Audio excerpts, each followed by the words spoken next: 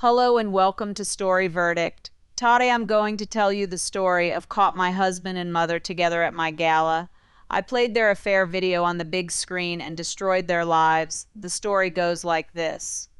The moment I decided to destroy my husband and my biological mother, they were kissing inside the private recovery suite of the charity gala I had spent 11 months organizing. While 500 guests waited downstairs to applaud the man they believed had built a billion-dollar company from nothing.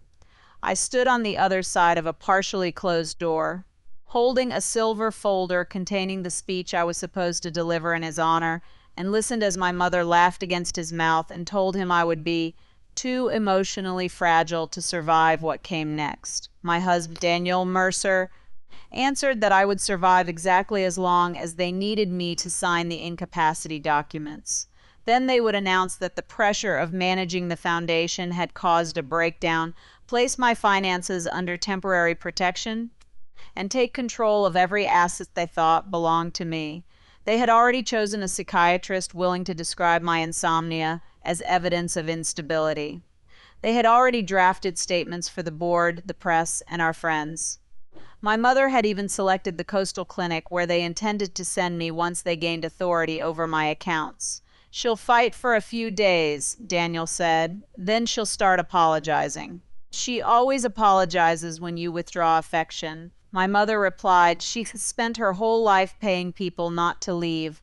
That is the only thing about my daughter you have ever truly understood." I did not enter the room. I did not scream, throw the folder, or demand an explanation.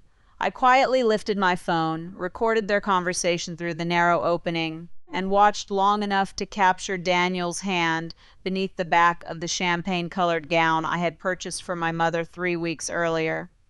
Then I stepped away, closed the door without making a sound, and called the one person in the city who knew exactly who I was. "Mr. Henderson," I said when he answered, "activate the midnight protocol, full corporate separation, preservation of evidence, property transfer, banking notification, and emergency board authority." Jonathan Henderson had been my attorney for 16 years. He had heard me negotiate hostile acquisitions, reject extortion attempts, and remove executives twice my age without raising my voice. That night, he remained silent for 3 seconds before asking, "Does this involve Daniel and my mother?" His breath changed. "Are you safe?" "Yes." "Do they know you discovered them?" "No." "Then do not confront them alone." "Where are you?" "The VIP corridor at the Calderon Grand." "Tell security can reach you in 2 minutes." "Tell security to remain invisible. I want the gala to continue." "Evelyn, the protocol will end every privilege attached to your authorization. Once it starts, their access cannot be restored quietly." I looked through the glass wall at the ballroom below. Crystal chandeliers floated above 500 investors, politicians, celebrities, doctors, journalists, and charity patrons. A 40-foot screen carried Daniel's photograph beside the words "The Visionary Behind" and "Mercer Advanced Systems." My mother's table occupied the front row. Her name card described her as Patricia Ashford, matriarch and philanthropist. Mine described me simply as Evelyn Mercer, director. Not founder, not owner, not chairwoman, not the person whose trust controlled the hotel, the foundation, Mercer Advanced Systems, the aircraft that brought half our guests to the city, the investment company paying for Daniel's expansion, or the mansion in which my mother lived. I had designed that invisibility myself. For years, I believed remaining hidden allowed me to learn who people truly were. Instead, it taught the people closest to me that they could erase my contribution without consequence. "Start it," I told Henderson. "But schedule the final property transfer for 12:01 a.m. I want the announcement made before the deed records." "Which property?" "Ashford House." He became quiet again. Ashford House was the 12-bedroom mansion overlooking Lake Belmore that I had placed at my mother's disposal after promising she would never worry about rent again. "The house is still held by Elara Residential Trust," he said. "Her occupancy license can be terminated for fraud, conspiracy, or abuse against the beneficial owner. The charitable transfer documents were prepared last year but never executed. Executed them at 12:01. Donate the property to the Aurora Women's Recovery Foundation. They can convert it into transitional housing. And the contents, anything personally purchased by Patricia, stays hers. everything owned by the trust, the family office, the design subsidiary, or Mercer Advanced Systems is to be inventoried and removed. Pay the household employees through the end of the year. Offer each of them continued employment with the foundation. Understood. Mr. Henderson, yes? Replace Daniel's keynote video with the file I'm sending you. He opened the recording while we remained on the call. I heard my mother's voice through his speaker. She has spent her whole life paying people not to leave. Henderson stopped the playback. You intend to show this publicly? They are planning to declare me mentally unfit in front of the board next week. Tonight they are using my gala to announce Daniel's new corporate partnership and position themselves as the moral center of my life. I want every potential witness to see the truth before they can rewrite it. The footage must be handled carefully. The room is part of a private event, but the recovery suite carries a privacy expectation. I recorded from the public corridor. The door was open.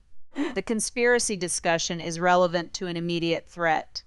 I will have criminal counsel review it before broadcast. You have 40 minutes. He did not tell me the timeline was impossible.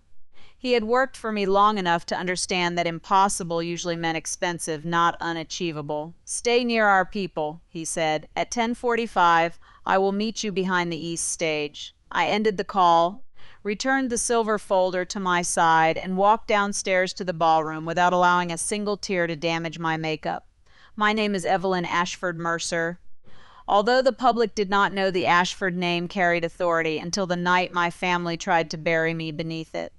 I was 38 years old, founder and sole controlling owner of Halcyon Crown Group, a private global company holding luxury hotels, commercial property, financial technology, medical logistics, sustainable infrastructure, aviation interests, and more than $100 billion in managed assets. I had built the first version of the company when I was 22 using a scholarship stipend, a failing hotel's debt, and a forecasting model my economics professor said was too unconventional for established investors. By 27, I had acquired 5 distressed properties. By 30, I controlled an international hospitality network. By 34, Halcyon Crown's private credit division financed companies large enough to appear more powerful than mine because their founders enjoyed magazine covers and I did not. The secrecy began after an attempted kidnapping involving another founder's family and continued because I discovered anonymity gave me leverage. Reporters knew Halcyon's public chief executive, Oliver Grant, a former central banker with silver hair, a calm voice, and the ability to make every acquisition sound inevitable. They assumed he controlled the group. In reality, Oliver answered to me, and he preferred it that way. I know how to stand in front of cameras, he told me when I hired him. You know where the money should go. The second skill is rarer. My mother knew I worked in finance and owned several investments, but she did not know the full scale. Daniel knew more. Before our wedding, I told him I was a significant private investor and beneficiary of the Ashford Trust. I never told him that I founded Halcyon Crown, that Oliver reported to me, or that the company supporting his career was mine. I intended to reveal the truth after I became certain that he loved me rather than the resources surrounding me. 5 years passed, and certainty never came. Instead, I kept moving the moment because each new lie made honesty more dangerous. My childhood trained me for that mistake. Patricia raised me alone after my father disappeared when I was 3. She said he left because responsibility frightened him, and I believed her until I was old enough to stop asking. We lived in rented apartments where the pipes froze in winter and landlords entered without knocking. My mother worked in department stores, hotel laundries, and private homes. She was beautiful in a way poverty could not conceal, with dark hair, a composed posture, and a voice that made even complaints sound elegant. She told me intelligence was the only inheritance she could give me. She also reminded me that every hour she spent working existed because she had chosen not to abandon me. I could have had another life, she said whenever I disappointed her. Never forget that I gave it up for you. As a child, I heard love. As an adult, I recognized an invoice. Patricia did sacrifice. She skipped meals, repaired my uniforms, and waited outside libraries while I studied after closing. She defended me when teachers assumed a poor child could not have written advanced work without cheating. She sold the only gold bracelet her mother left her to pay for my first university deposit. Those things were true. So were the nights she disappeared for days after meeting wealthy men, the rage when I asked where she had gone, and the way every gift became evidence that I owed her obedience. She could be tender in the morning and cruel by dinner. I learned to monitor her moods the way traders monitor volatile markets. When she became silent, I cleaned the apartment. When she criticized my face, I apologized for looking tired. When she threatened to leave, I promised to work harder. My greatest fear was not poverty. It was returning home to an empty room and discovering she had finally chosen the life she said I stole from her. That fear followed me into adulthood even after money made rent irrelevant. My first major investment succeeded during my final year of university. A lakeside hotel had defaulted on its debt because the owners treated maintenance as an optional expense. The land, licenses, and water rights were worth more than the outstanding loans, but traditional investors planned to liquidate the property and dismiss the staff. I convinced a small community fund to purchase part of the debt while I invested every dollar I had saved. We restructured the mortgage, reopened the restaurant, repaired the heating system, and allowed employees to acquire profit-sharing rights. The property recovered within 2 years. I reinvested the returns.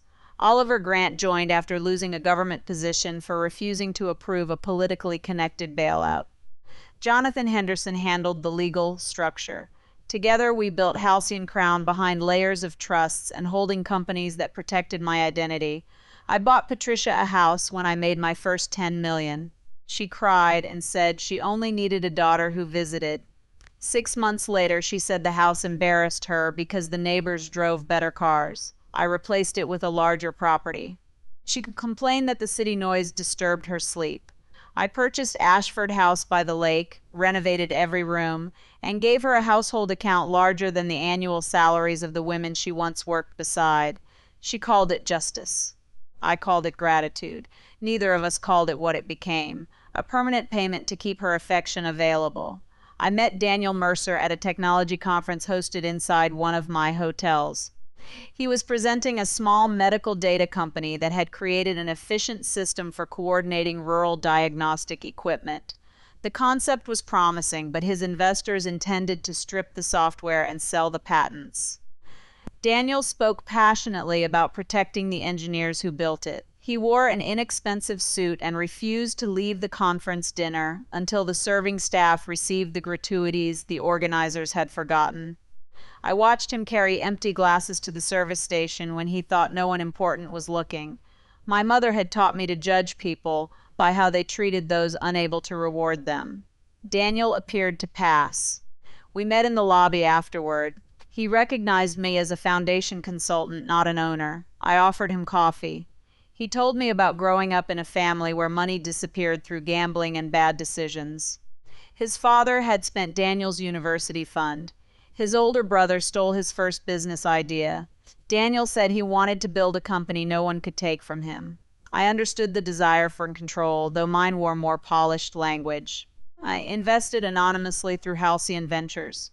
Daniel's company survived. He believed Oliver Grant had noticed his brilliance. Oliver praised him publicly because I asked him to. Daniel and I began dating 6 months later. I waited for him to ask about the investment, but he never connected it to me. We ate in small restaurants, traveled without staff, and spent evenings discussing the future. He said he wanted success without becoming arrogant. I said I wanted love without having to purchase it.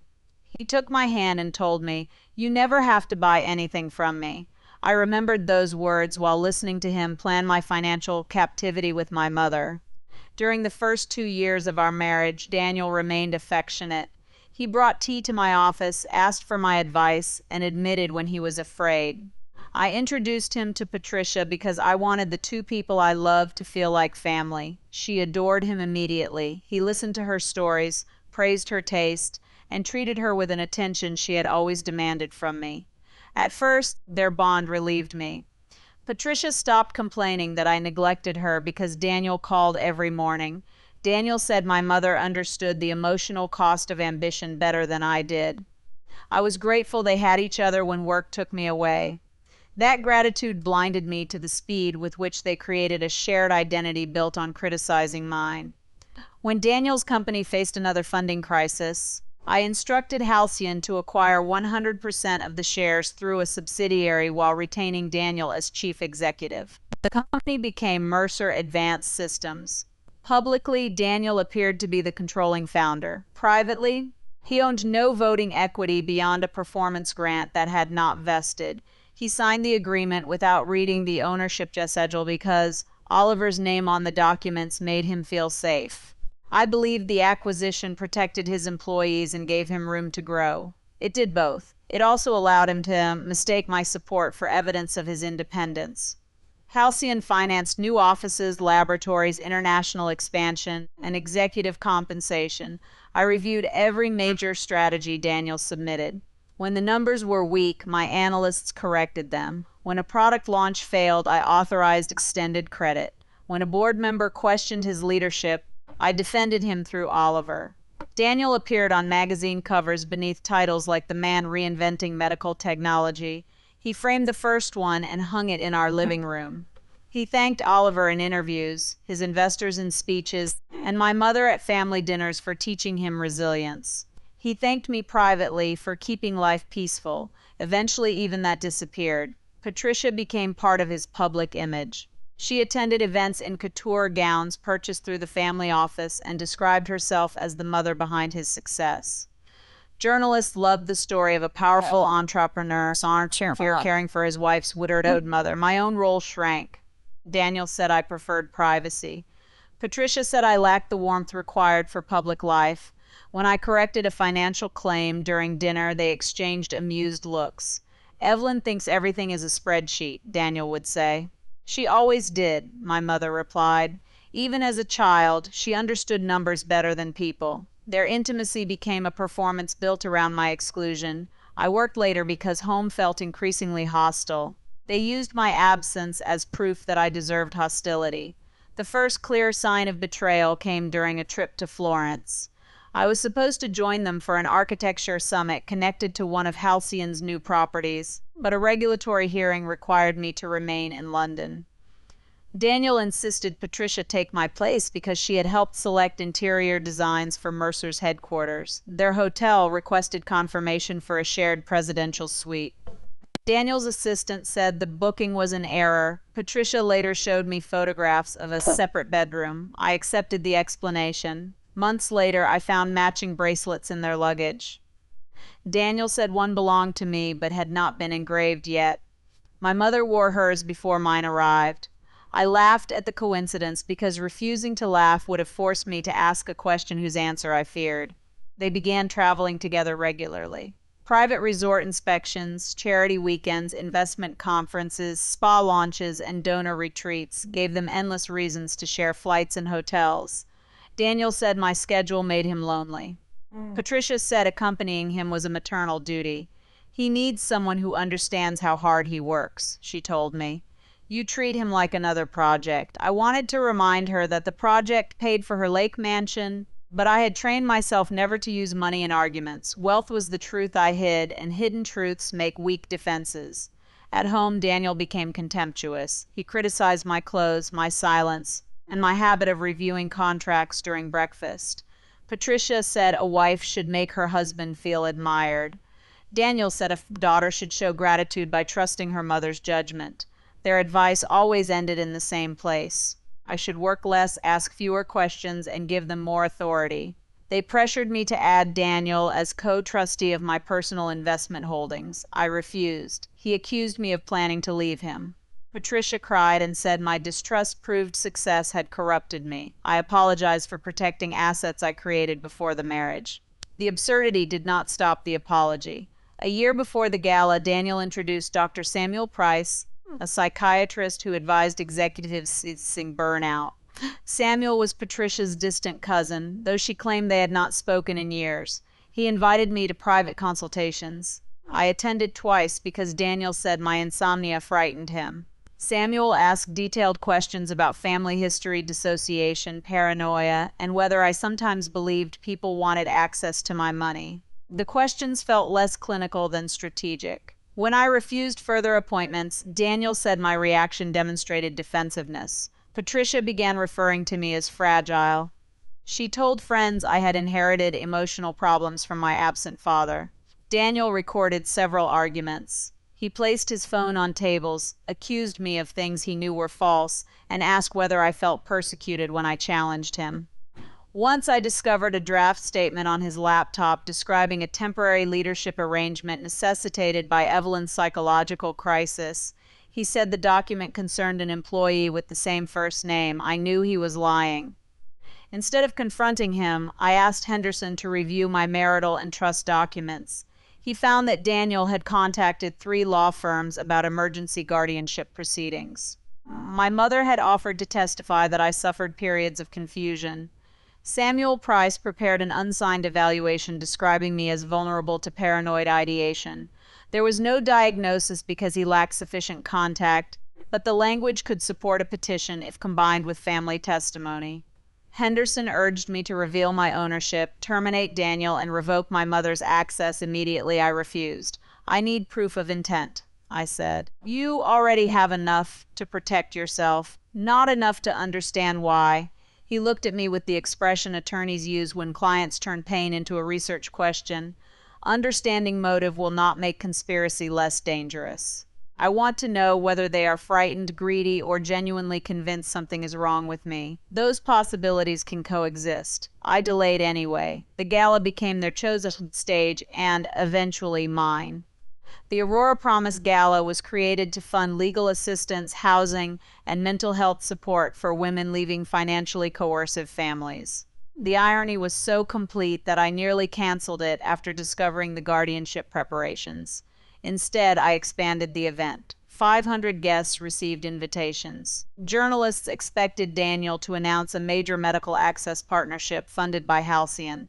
Patricia chaired the social committee. She selected the flowers, table linen, and her own gown using foundation accounts. Daniel negotiated to deliver the keynote immediately before my speech. He told me the foundation needed a more compelling public face. I approved the schedule because I wanted to observe them under maximum confidence.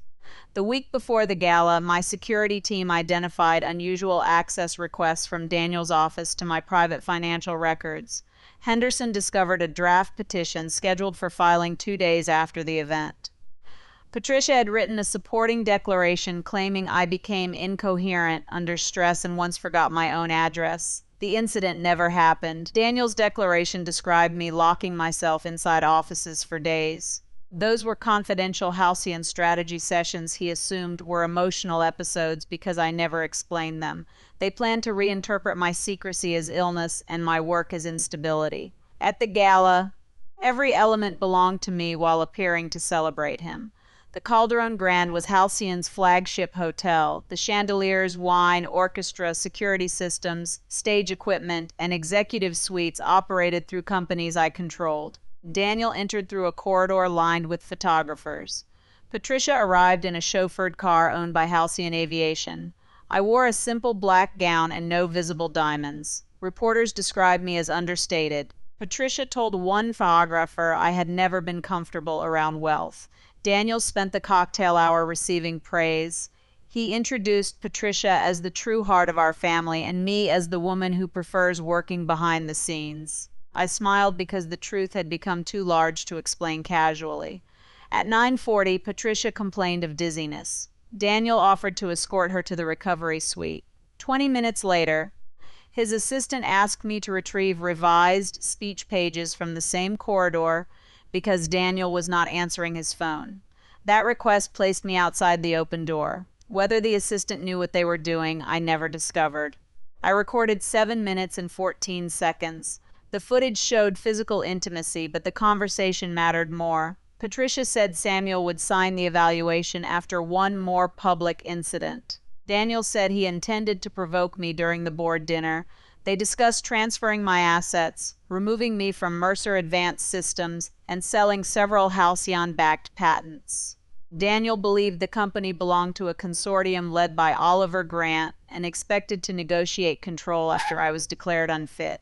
Patricia said she deserved Ashford House because I had purchased it with money earned from the opportunities her sacrifices created.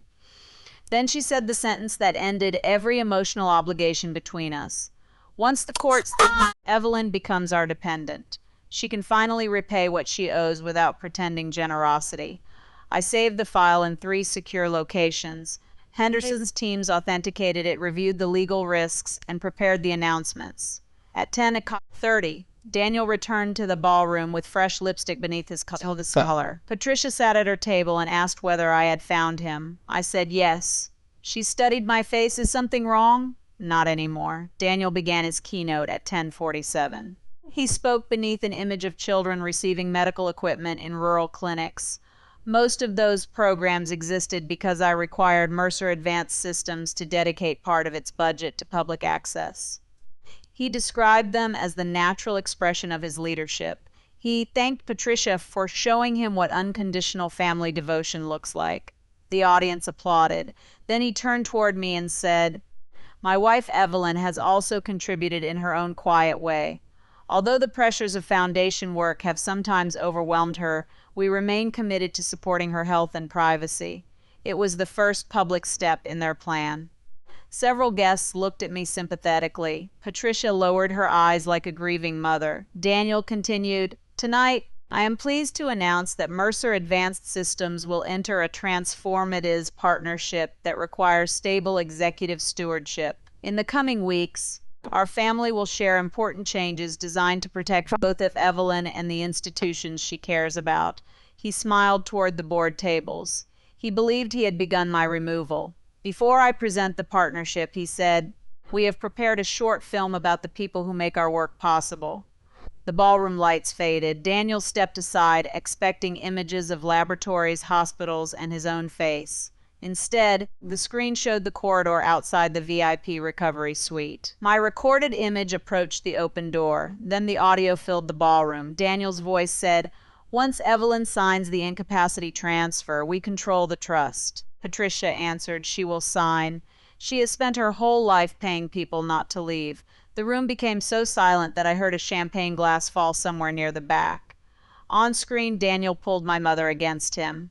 Guests gasped. Patricia stood from her table. "Turn that off," she shouted. The video continued. Daniel described the clinic where they would send me. Patricia discussed selling Ashford House. They spoke about Samuel Price, the false evaluation, and the board petition. Daniel said, "If she resists, we release the recordings and say she threatened us." Patricia replied, "She will not resist once she understands no one believes her." The final section showed my mother kissing him before saying, "By dawn she will have nothing she can reach without us." The screen went black. White words appeared. "Record at 9:58 p.m. tonight. Cop peas preserve with legal counsel and authorities." Daniel stared at the screen, then at me. His face moved through shock, calculation, and anger. "Evelyn," he said into the microphone, "this is not what it appears to be." 500 people heard the oldest lie in the world. Patricia pushed past chairs toward the stage. "You secretly recorded us. That is illegal." I walked from my table to the stage without hurrying. "You left the door open to a corridor at an event hosted by my foundation inside a hotel secured by my company while discussing a plan to obtain fraudulent control over my assets." Daniel lowered his voice. "Do not do this publicly. You drafted a public statement about my mental health because you are unwell. Look at what you have done." There it was, the attempt to transform evidence of abuse into proof of instability. "I replaced a corporate promotional film with a factual record," I said. "You plan to falsify psychiatric evidence, remove my legal authority, and imprison me inside a clinic. We were worried about you." Did concern require sleeping with my mother? Patricia reached the stage. "Do not speak to me like this. I raised you, and you plan to sell the house I bought you after helping my husband declare me incompetent." She glanced at the audience and adjusted her expression. Tears appeared with remarkable speed. "I was lonely. Daniel was kind. You disappeared into work and treated us like employees." Daniel tried to take my hand. I stepped away. "We can explain privately," he said. "No. You chose a gala built to protect victims of financial coercion as the first stage of a guardianship fraud. You invited 500 witnesses. They should hear the conclusion." I looked toward the east side of the stage. Jonathan Henderson walked into the light carrying a black case. Behind him came Oliver Grant, Halcyon Crown's public chief executive, 3 directors of Mercer Advanced Systems, 2 independent auditors, and the head of hotel security. Daniel's posture changed when he saw Oliver. He believed Oliver was the only person in the building powerful enough to save him. "Mr. Grant," he said, "this is a private marital crisis. Evelyn is weaponizing Foundation resources because she is unstable."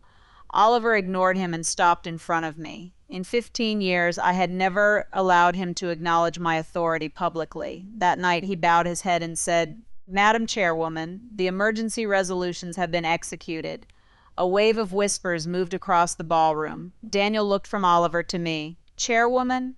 Henderson opened the case and placed documents on the podium. "For the record," he said, "Mrs. Evelyn Ashford is the founder, sole controlling shareholder, and executive chairwoman of Halcyon Crown Group. Through Halcyon Ventures, she owns 100% of Mercer Advanced Systems. Mr. Daniel Mercer serves as a salaried chief executive under a revocable employment agreement. He possesses no controlling equity." The 40-foot screen displayed the ownership structure. At the top sat the Evelyn Ashford Trust 100%. Beneath it, Halcyon Crown Group. Beneath Halcyon, Mercer Advanced Systems, the Calderon Grand, Elara Residential Trust, the Family Office, the Aviation Company, and dozens of entities Daniel and Patricia had treated as permanent extensions of their status. Daniel gripped the podium. "You told me you were an investor. I told you the truth in a form your pride preferred to underestimate. You own my company. There is no version of the ownership documents in which it was yours.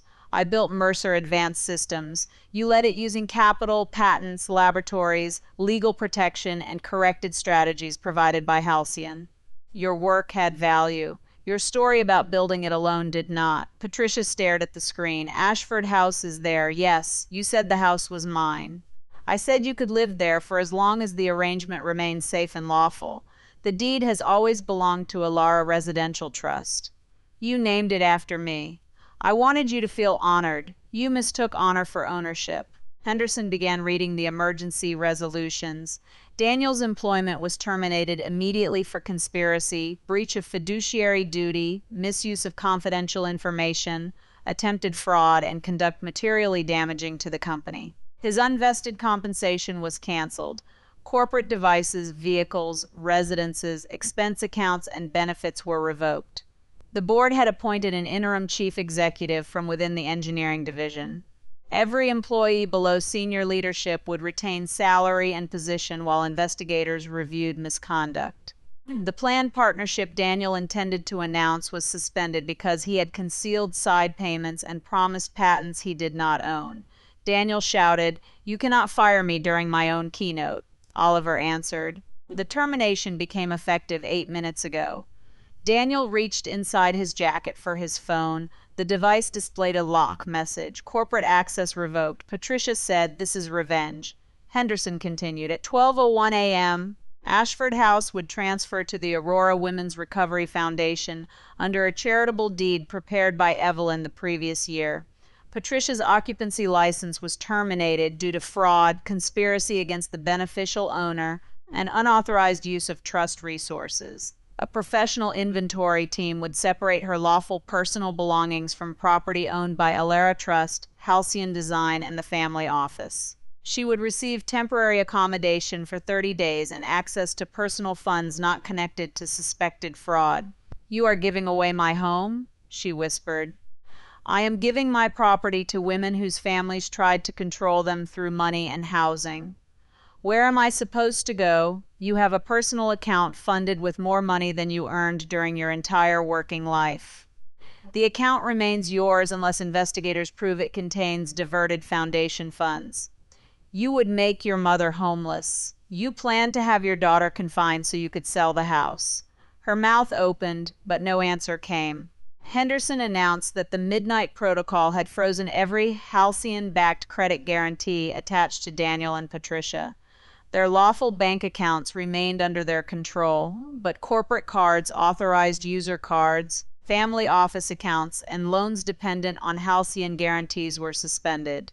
Financial institutions had received evidence preservation notices regarding suspicious transfers. No bank had been ordered to blacklist them.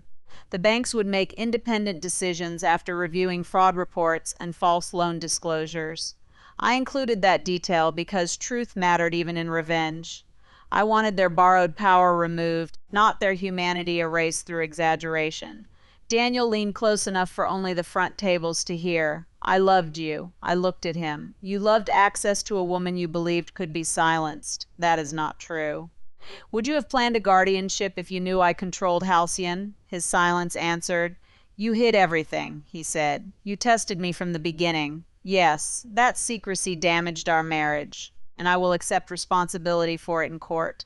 But hidden wealth did not create your affair, false psychiatric documents, recordings, or conspiracy. Your mother seduced me.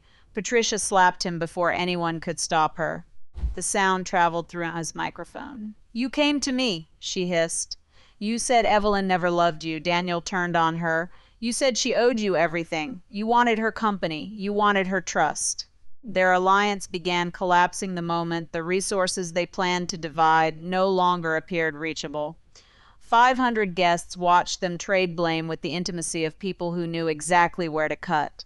I felt no satisfaction. I had imagined exposure might create relief. Instead, it revealed how little of their relationship had been love, and how completely their bond depended on using me as a shared enemy and source of luxury. Hotel security stepped onto the stage. Daniel demanded to speak with the board. A director answered, You may communicate through counsel. Patricia grabbed my arm. Evelyn, look at me. I did. For a second, I saw the woman who sold her bracelet for my tuition, not the woman who kissed my husband in a suite above the Gala. You cannot erase everything I did for you, she said. I am not erasing it. Then forgive me. Remembering sacrifice does not require surrendering to betrayal. I am your mother. Motherhood is not permanent ownership of the child who survives it. She released me as though my skin had burned her. Daniel asked whether I intended to involve the police. Henderson answered that the recording, guardianship documents, suspicious transfers, and attempted access to confidential systems had been delivered to financial crimes investigators. Prosecutors would determine charges. Daniel called me cruel. Cruelty would be fabricating an illness and removing your legal identity, I said. I am preserving evidence and ending access you abused. Security escorted them through different doors. Daniel continued insisting the company needed him. Patricia shouted that the Gala guests would eventually understand how ungrateful I was. Neither asked whether I was all right. The audience remained silent until the doors closed. Then flashes exploded from the media section, despite rules prohibiting photography during private foundation proceedings. Reporters were already sending messages. The scandal would reach the city before midnight. I faced the guests and said, The Aurora Promise Gala exists to support people whose families use money, housing, medical authority, and emotional pressure as tools of control. Tonight, I discovered that the danger we discuss in speeches had entered my own home. The Foundation's work will continue. Every pledged donation will be honored, and I will personally match the amount raised tonight. No employee of Mercer Advanced Systems will lose a job because of my husband's conduct. No household worker will be punished for my mother's choices. Investigations will follow evidence, not rumor.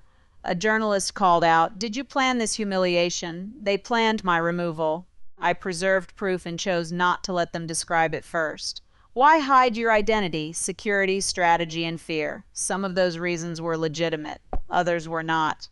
I will discuss them when doing so no longer compromises active proceedings. Do you regret playing the video? I looked at the black screen behind me.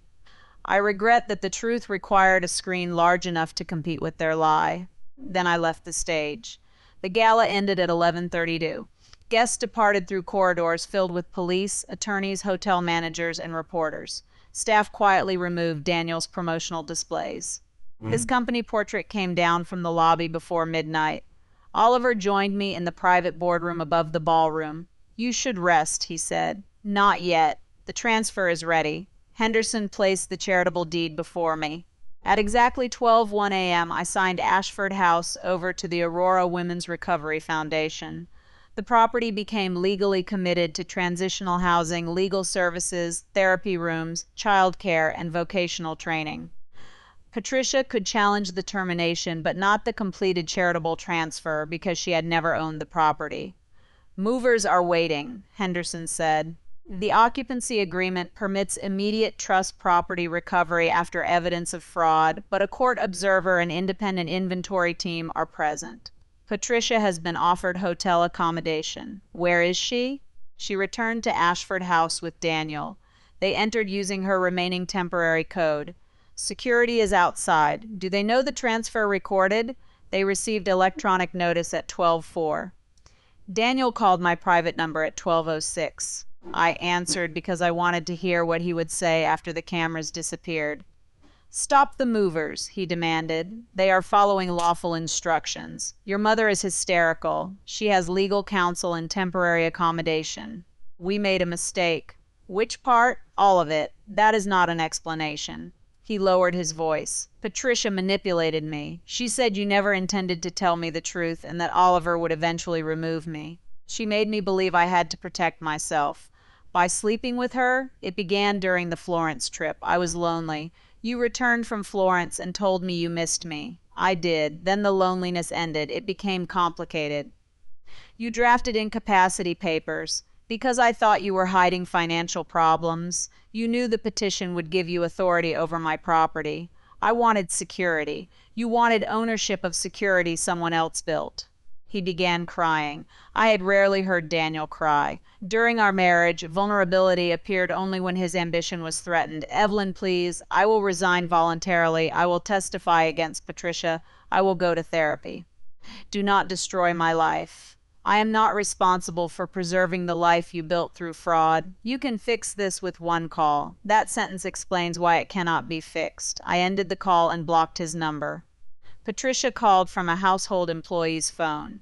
"The men are removing my furniture," she said.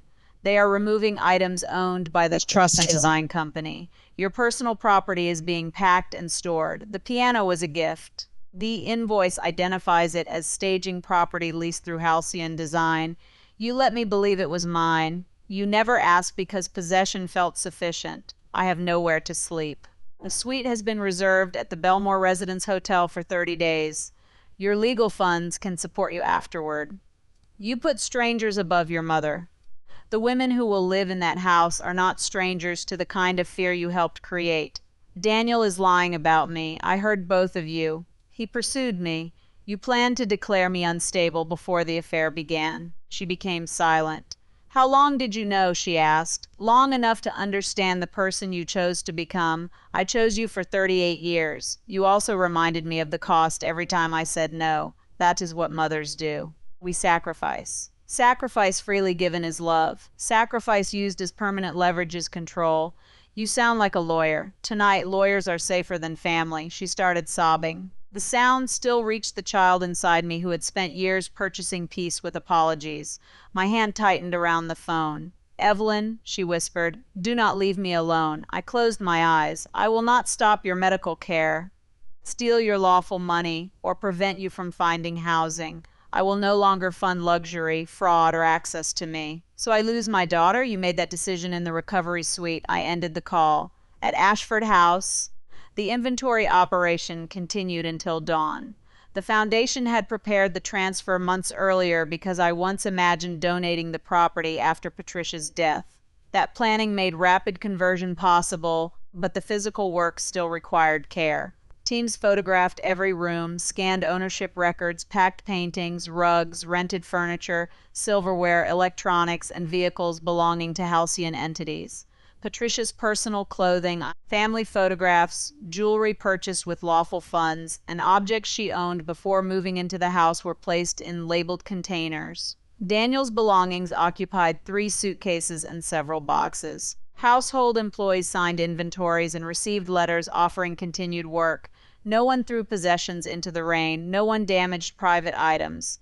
Yet by 6:30 a.m., the mansion looked nearly empty because almost everything beautiful inside it had been purchased through companies I controlled. The grand piano disappeared. The imported dining table was removed. The art collection returned to the corporate archive. The wine cellar, maintained through the family office, was sealed. 4 vehicles left on transport trucks. Even the bedroom furniture belonged to a design subsidiary. Patricia and Daniel woke after briefly sleeping in a guest room and walked into a hall stripped of rugs, tables, mirrors, and paintings. Security footage showed them standing beneath bare walls while morning light entered through uncovered windows. Patricia wore the same gown from the gala beneath a borrowed coat. Daniel had removed his tuxedo jacket and looked smaller in a white shirt without the company badge. "She took everything," Patricia said. The inventory supervisor corrected her. "Mrs. Mercer recovered property owned by companies in trust. Your personal possessions are ready for transport." Daniel asked for a car. Corporate transportation privileges were revoked at 10:55 last night. He tried to order one using a premium card. Declined. Patricia used her family office card. Declined. Daniel's personal debit card worked. He stared at the approval screen as though the modest balance insulted him. They booked a standard vehicle and traveled to the hotel suite Henderson had arranged. By 8 a.m., the first Aurora Foundation team entered Ashford House to begin planning renovations. At 8:20, contractors removed the brass plaque carrying my mother's name from the gate. At 9, the property's new sign was approved. The Aurora House for Financial Freedom. Public opinion moved before the renovations began. Clips from the gala spread across every platform. Some viewers praised me. Others accused me of humiliating an older woman, entrapping my husband, or hiding wealth to test people. Daniel's public relations consultant released a statement claiming he had been emotionally manipulated by a controlling billionaire wife. Patricia gave an interview from the hotel lobby saying, "I suffered lifelong resentment toward her and used money to punish anyone who challenged me." She described the affair as an emotional mistake born from mutual loneliness. She did not mention the guardianship petition. Henderson released authenticated excerpts from the conspiracy conversation and the false psychiatric documents. Samuel Price denied involvement until investigators recovered emails in which he negotiated payment and a future foundation position. His medical license was suspended pending review. Banks examined Daniel's borrowing. He had used anticipated Mercer Advanced Systems equity as collateral despite owning none. 2 lenders declared default after discovering false disclosures. A private bank terminated his relationship under compliance rules. Patricia's account contained transfers from foundation vendors connected to fake consulting invoices. Those funds were frozen by court order. She retained lawful savings, but the press described her as penniless because modest reality looked like poverty beside the mansion. I did not correct every headline. I corrected facts when they affected employees, legal proceedings, or innocent people. Mercer Advanced Systems survived. The interim chief executive, Dr. Lena Ortiz, had designed several products Daniel claimed as evidence of his vision. I appointed her permanently after an independent review. Under her leadership, the company stopped spending millions on executive branding and invested in rural equipment maintenance. Profits improved within 18 months. Employees later told me the office felt quieter without Daniel, but less afraid. Many had seen him take credit for work, threaten dissenters, and spend corporate funds on Patricia's travel. They assumed I approved because I never appeared. My secrecy had not only protected me, it had protected him from accountability. I apologized publicly to the employees. Some advisors said an owner should never admit emotional decisions. I said an owner unwilling to name her errors becomes another kind of fraud. Daniel and Patricia were eventually charged with conspiracy to commit financial fraud, attempted misuse of guardianship proceedings, theft of confidential information, falsification of records, and diversion of charitable funds. Daniel cooperated after learning Patricia had kept messages describing him as temporary. Patricia blamed Daniel and Samuel Price. Their defenses contradicted each other. Prosecutors did not charge them for the affair. Betrayal is not a crime. They charged the structures built around it. Daniel avoided a long prison sentence through restitution and cooperation, but received professional restrictions, probation, and a permanent prohibition from serving as an officer of a public company for several years. Patricia received a shorter custodial sentence after being convicted of fraud involving foundation vendors and participation in the guardianship plan. Her age and lack of prior convictions reduced the punishment, but the judge rejected the claim that motherhood entitled her to access my assets. Samuel lost his license and pleaded guilty to falsifying medical records. The trial exposed details I had not known. The affair began 14 months before the gala, not during Florence, as Daniel claimed. Patricia initiated the first physical encounter after Daniel complained that I controlled the family's future. She told him he deserved a woman who admired him without questions. Daniel later proposed using her testimony in a guardianship case. They created the plan together. Patricia expected Daniel to marry her publicly after my confinement. Daniel privately told a friend he intended to separate from her once he controlled Mercer Advanced Systems. Neither had loved the other enough to sacrifice the money they believed I represented. Their relationship dissolved before sentencing. Daniel wrote to me from a rehabilitation program ordered by the court. His first letter contained explanations. His second contained accusations. His third was shorter. "I spent years believing your silence meant I was leading," he wrote. "When you corrected my work privately, I felt supported. When I imagined the correction becoming public, I felt exposed. Patricia understood that fear and fed it, but I chose every step. I wanted your power without having to admit it was yours." He asked whether I had ever loved him. I answered through counsel, yes. That is why betrayal required evidence before I could believe it. I did not offer reconciliation. Patricia's letters were harder. She wrote about the bracelet sold for my tuition, the nights she went hungry, the pneumonia, the landlords, and the men she rejected because they did not want a child. Every letter built toward the same conclusion.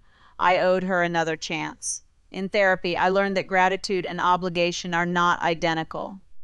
I could honor the young mother who protected me without restoring access to the older woman who plotted against me. Months later, one letter arrived without a request. "I trained you to fear my absence," she wrote. "Then I became angry when your success made my absence survivable. Daniel made me feel central again. I told myself I was taking back the youth I lost, but I was taking from the daughter whose life I had already used as proof of my sacrifice." I read that sentence repeatedly. It did not repair anything. It was the first indication she understood the harm beyond losing the mansion. After completing her sentence, Patricia lived in a modest apartment purchased with her lawful savings. She asked to meet. I waited a year before agreeing. We sat in a public cafe with my therapist's number in my phone and no staff nearby. Patricia's hair had turned almost entirely gray. She wore an ordinary coat and no jewelry. "You look like your father," she said. I had spent my life hearing that he abandoned us. "Did he leave?" I asked. She looked down. "Not exactly." The truth emerged slowly. My father discovered Patricia was borrowing money in his name and threatened to seek custody unless she entered treatment for compulsive spending. She took me to another city and told him never to contact us. He sent letters and support payments that she concealed. Years later, he died before finding me. Henderson confirmed the story through archived court filings and bank records. Patricia had rewritten abandonment to make herself the only person I could trust. Even the origin of my deepest fear belonged partly to her. "Why tell me now?" I asked. "Because I cannot ask you to stop hiding truth while I continue hiding mine. Do you want forgiveness?" "Yes, but wanting it does not create a right to receive it." That answer sounded practiced, but I accepted that therapy often begins as practice language before becoming character. We met several more times over the following years. I never returned her financial privileges. I did not invite her into my home or company. Our relationship became limited, cautious, and occasionally honest. When she became ill, I ensured she received excellent medical care through an independent service. Compassion did not require reinstating dependency. Daniel rebuilt his life more quietly. He worked as a consultant for nonprofit medical programs under strict financial supervision. Years after the gala, Lena Ortiz told me he had submitted useful technical work without requesting credit. I was glad without confusing improvement with entitlement to my presence. When he asked to meet, I declined. Closure did not require every transformed person to re-enter the life of the person they harmed. The Aurora House opened 16 months after the gala. Ashford House's ballroom became a legal resource center. The East Wing held transitional apartments. My mother's dressing room became a children's library. The master suite, where she once slept beneath imported silk, was divided into counseling offices. The Lake Terrace hosted job training workshops and support groups. We preserved one small room exactly as it appeared after the corporate furniture was removed. Bare floors, uncovered windows, and pale rectangles where paintings once hung. A plaque explained, "Luxury borrowed through control is not security. Security begins when access to shelter cannot be withdrawn by the person causing harm." Some people considered the display cruel. Survivors told me it felt honest. The foundation expanded beyond the mansion. We created emergency banking accounts, credit repair programs, legal defense funds, and confidential ownership records for spouses contributing unpaid labor to family businesses. We trained judges and physicians to recognize fraudulent incapacity claims. We required psychiatric evaluations in contested guardianship cases to come from independent specialists with no financial connection to petitioners. Samuel Price's role demonstrated how easily medical language could become a weapon when power selected the doctor. At the first annual conference, a woman approached me after my speech and said her husband had convinced everyone she was unstable because she questioned missing money. She escaped after seeing the Gala video and realizing calm evidence could compete with public lies. I did not know whether to feel proud or horrified that my private disaster had become someone else's instruction. Eventually, I accepted it could be both. I also ended my hidden leadership. Halcyon Crown published my identity, ownership structure, and governance authority. The reveal attracted scrutiny, threats, admiration, and endless speculation. Some investors worried that personal scandal would destabilize the group. Performance remained strong because the company had never depended on Daniel or Patricia. I established an independent board capable of overruling me in conflicts involving family. I separated foundation spending from the family office and subjected both to external audits. I stepped down as chief executive while remaining chairwoman, appointing Oliver's successor through a transparent process. Secrecy had once protected me from predatory strangers. It later enabled intimate deception by making every relationship uneven. I no longer wanted love, friendship, or leadership built around incomplete identity. The Gala video remained online, despite efforts to limit sensational edits. People reduced the story to its sharpest images: my husband kissing my mother, the screen exposing them, Oliver bowing, Henderson announcing that I owned everything, the mansion emptied by dawn. Those images were satisfying because they suggested betrayal could be answered in one night. The truth took years. The protocol stopped immediate harm. The screen prevented them from controlling the narrative. The legal documents removed access, but justice could not instantly repair the child trained to believe love disappeared when she set a boundary. For months, I woke expecting Patricia's anger. I apologized to staff for requesting ordinary things. I hesitated before declining invitations because Daniel had called every refusal emotional withdrawal. I checked my own memory whenever conflict occurred because Samuel Price's questions had taught me to distrust it. Therapy was slower than financial separation and less dramatic than a gala. No one applauded when I learned to hear a ringing phone without answering. No screen announced the first night I slept without reviewing security footage. No chairman bowed when I accepted that a person could sacrifice for me in childhood and still become unsafe in adulthood. Peace arrived through unremarkable choices. I moved from the marital penthouse to a smaller house above the sea.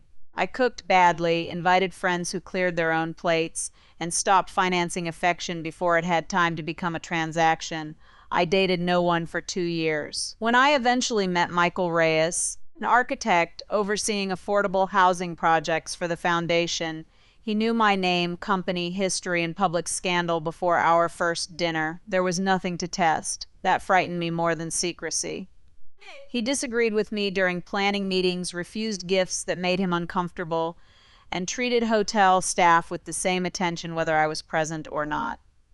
When I asked how I could know he did not want access to Halcyon, he answered, "You cannot know in advance. You can create boundaries, watch my choices, and leave if those choices become unsafe. Certainty is not the price of love." We married quietly 4 years later, Patricia was not invited, though she sent a letter wishing me peace. Daniel learned through the news and sent nothing. Michael signed a marital agreement drafted by separate counsel and insisted I retain complete control of premarital assets. He built his own career without my intervention. The first time one of his projects failed, I offered access to Halcyon experts. He thanked me and declined. "Let me understand my mistake before you protect me from it," he said. That sentence healed something my marriage to Daniel had damaged. Support was not rescue. Love did not require removing every consequence. On the 10th anniversary of the Gala, the Aurora Foundation invited me to speak inside the former Ashford House ballroom. The space no longer resembled my mother's mansion. Children's paintings covered one wall. Legal volunteers staffed tables where musicians once performed. Women from 23 countries attended virtually. Behind the stage, a smaller screen displayed no video of Daniel and Patricia. I had refused to make their betrayal the permanent center of the institution. Instead, it carried photographs of survivors receiving apartment keys, business licenses, credit clearances, and graduation certificates. I began my speech with the sentence Patricia had used against me. "She has spent her whole life paying people not to leave." For many years, I told the audience, that was true. I paid with money, silence, apologies, work, and pieces of my identity. The night of the gala, I stopped making those payments. The cards froze. The company changed leadership, the house transferred, and the people who harmed me lost borrowed status. Those were visible consequences. The deeper change was accepting that another person's anger did not create a debt I had to settle. After the speech, I walked through the corridor where my mother's bedroom once stood. A young woman sat beside a window completing a loan application for a catering business. Her daughter slept in a stroller nearby. She did not know the room's history. That felt like success. The house no longer existed as evidence of Patricia's fall or my revenge. It had become useful to people whose names were not part of the scandal. I later visited the Calderone Grand and entered the recovery suite where I discovered the affair. The hotel had renovated it, but the layout remained familiar. I stood outside the door and remembered the silver folder in my hands, the music below, and the moment my mother explained my fear with perfect accuracy. For years, I believed that sentence gave her power because she understood my weakness. Now I saw it differently. Recognizing a wound does not own the person carrying it. Patricia knew I feared abandonment. Daniel knew I wanted to be loved without the company. They used those facts. But vulnerability is not permission. Trust betrayed does not become foolishness retroactively. I had loved them honestly. Their choices belonged to them. My responsibility began when evidence made continued denial impossible. People often ask whether I enjoyed watching their lives collapse. I enjoyed the instant they could no longer call me unstable without the room seeing why. I felt relief when Mercer Advanced Systems survived without Daniel. I felt satisfaction when Ashford House opened its doors to women who needed safety. But seeing Patricia without a home she believed was hers did not make me happy. Hearing Daniel beg did not restore dignity. Revenge is emotionally simple in retelling because audiences deserve a clean reward after enduring cruelty. Life rarely offers one. What I gained was not pleasure in their pain. It was freedom from managing it.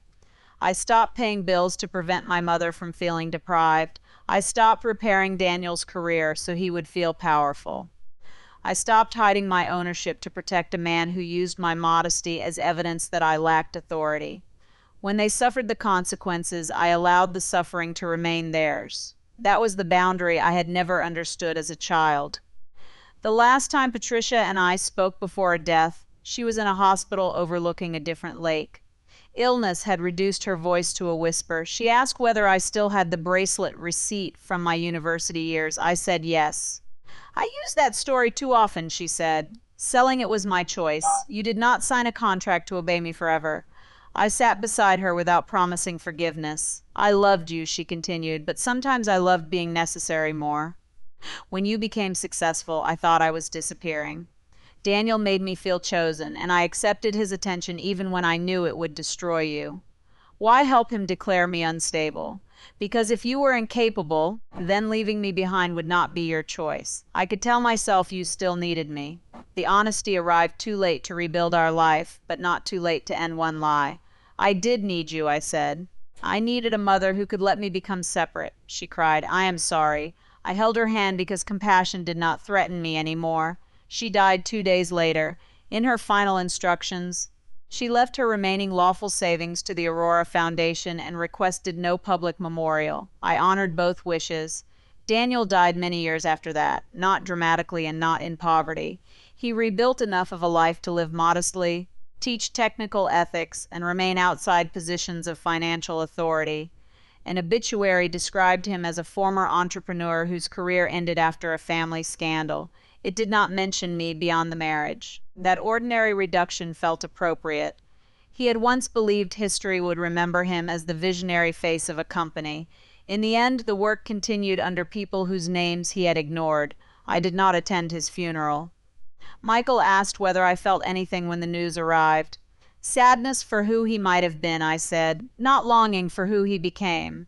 The gala remained the dividing line in every public version of my story, before the screen and after it, before the chairwoman reveal and after it, before the mansion emptied and after it. My private dividing line occurred earlier, in the corridor, when I heard Patricia say I paid people not to leave and realized she was correct. The screen did not destroy their lives. Their decisions had already built the structure of collapse. The video removed concealment. The protocol did not create their dependence. It separated their lives from resources they had mistaken for ownership. The property transfer did not make my mother homeless. It ended her exclusive use of a mansion she planned to steal. The termination did not destroy Daniel's career. It exposed that his authority depended on a company he tried to seize from its actual owner. I did not burn down a healthy family in revenge. I stopped funding a conspiracy and watched the illusion lose power. Even now, the most remembered line from that night is not one I spoke. It is Oliver Grant saying, "Madam Chairwoman, the emergency resolutions have been executed." People hear it as a coronation. I hear it as confirmation that the machinery I built could protect me when the family I built would not. Yet corporate power was never the final answer. Most betrayed women do not own the hotel, the company, the mansion, or the screen. They cannot summon Henderson, Oliver, directors, and movers before dawn. That is why the foundation mattered more than the spectacle. No person should require secret billions to escape financial control. No spouse should lose ownership because a partner recruits a dishonest physician. No daughter should need a property trust to survive a parent's manipulation. Institutions must protect people before a viral revelation gives the public permission to believe them. The title attached to the video still appears whenever my name trends. Caught my Who's Band and mother together at my gala. I played their affair video on the big screen and destroyed their lives. It is powerful, simple, and incomplete. I caught them conspiring, not merely cheating. I played the truth because they were preparing a lie large enough to take my freedom. Their lives were not destroyed by my video. They were stripped of borrowed authority and forced to live with what remained. My own life was not saved by revenge. It was saved by the moment I stopped confusing gratitude with surrender, privacy with invisibility, and another person's need for me with love. At 12:01 that night, Ashford House changed ownership. By dawn, its rooms were empty. Years later, they filled with people rebuilding lives no one else was allowed to own. That is the ending I choose to remember. Not Daniel's face beneath the screen, not my mother shouting in the ballroom, not the declined cards or departing trucks. I remember a woman receiving the first key to her apartment inside Aurora House. She held it in both hands and asked whether anyone could take the room away if she refused to return to her husband. "No," I told her. "Your safety is not a reward for obedience." She began crying. So did I, because after a lifetime of paying people not to leave, I had finally built a place where staying did not require anyone to disappear. Goodbye.